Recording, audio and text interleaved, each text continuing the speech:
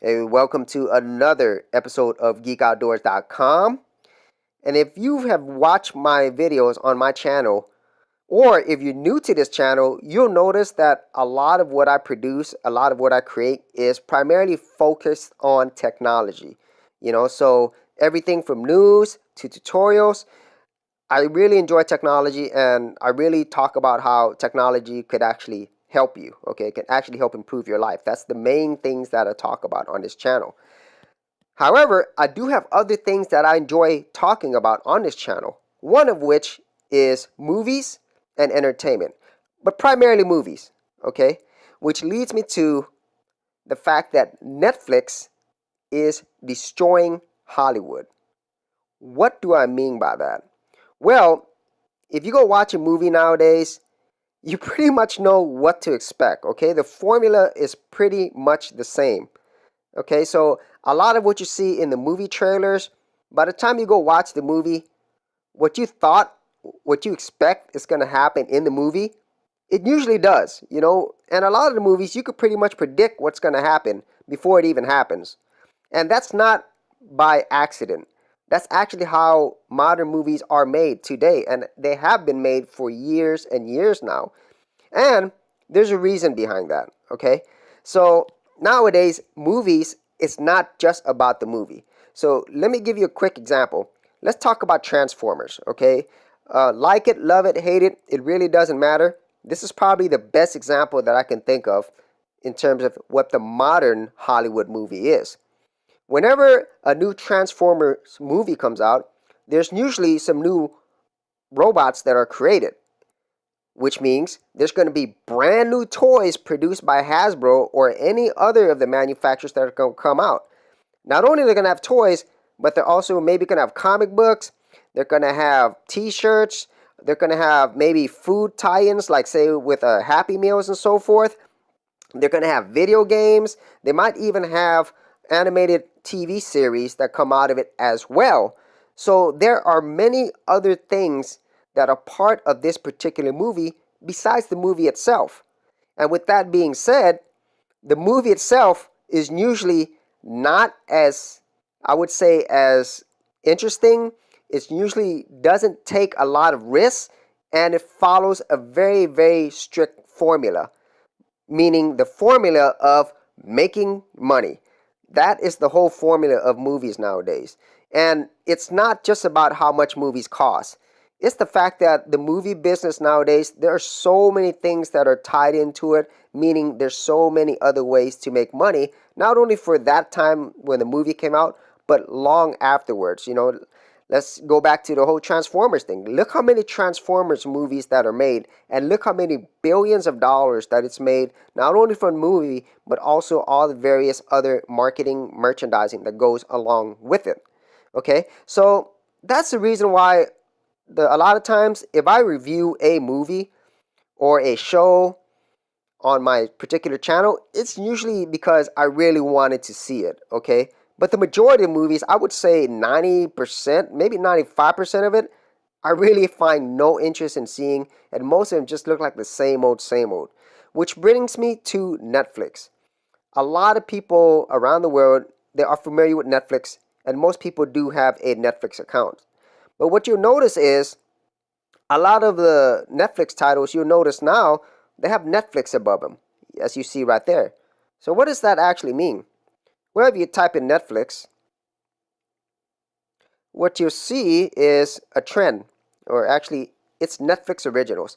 And what this means is Netflix is the one who created all of these movies, TV shows, whatever the case might be. These are all owned, produced, created by Netflix. They are their own production studio now. They are what Hollywood is going to be scared of, because a lot of the Netflix is still a lot of movies and entertainment from other companies. So Netflix actually has to get the license and pay these companies to have this on Netflix.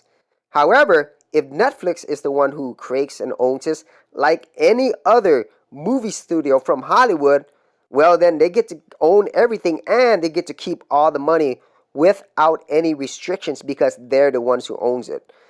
And for the most part, they're producing a lot of stuff, and I would have to say most of the stuff that's on Netflix is so much better than what I see in Hollywood, hands down.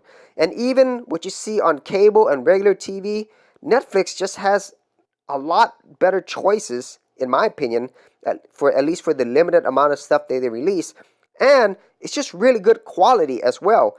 Take for example the whole Voltron Legendary Defender series. I actually watched the whole season, and I'll probably do a review of this in a future episode, but it was really, really good.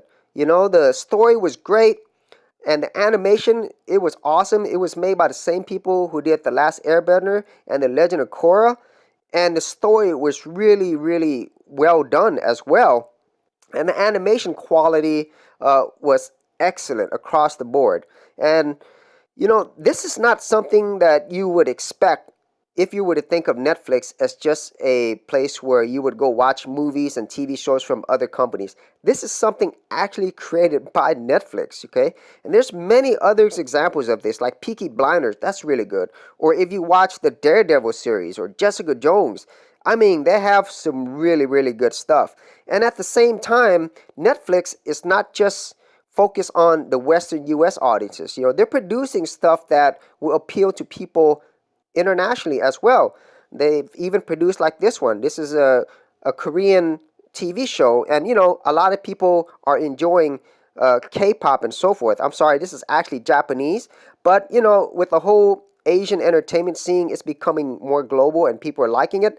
Netflix recognizes that, so they produce things that are a lot more relevant to today's entertainment audience. Like here they have anime as well, which they produce and created.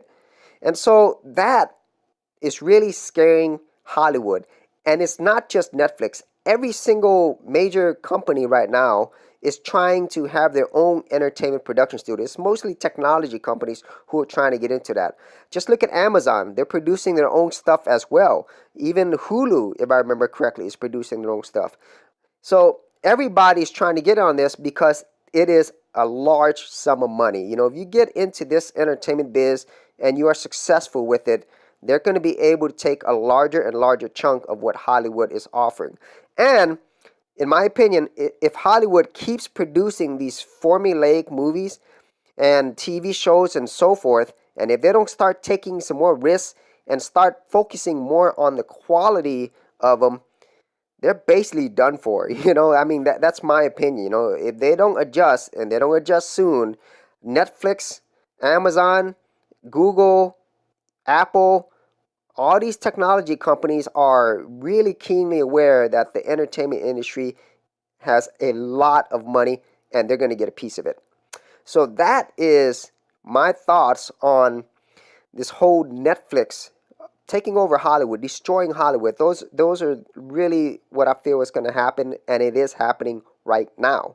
And with that being said, in the future, I'm probably going to be doing more Netflix reviews or things that I enjoy that are outside of regular movies. So yeah, if there's something that I really enjoyed, I'll talk about it. And if you had any ideas or any comments or thoughts on the state of Hollywood or Netflix, leave your comments and ideas below. And as always, I am on Snapchat at Geek Outdoors. Thanks for watching. Thanks for checking out this episode. And as always, if you like these videos, be sure to click on the subscribe button.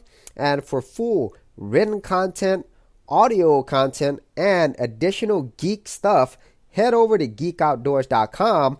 And I'll see you outdoors on the very next episode.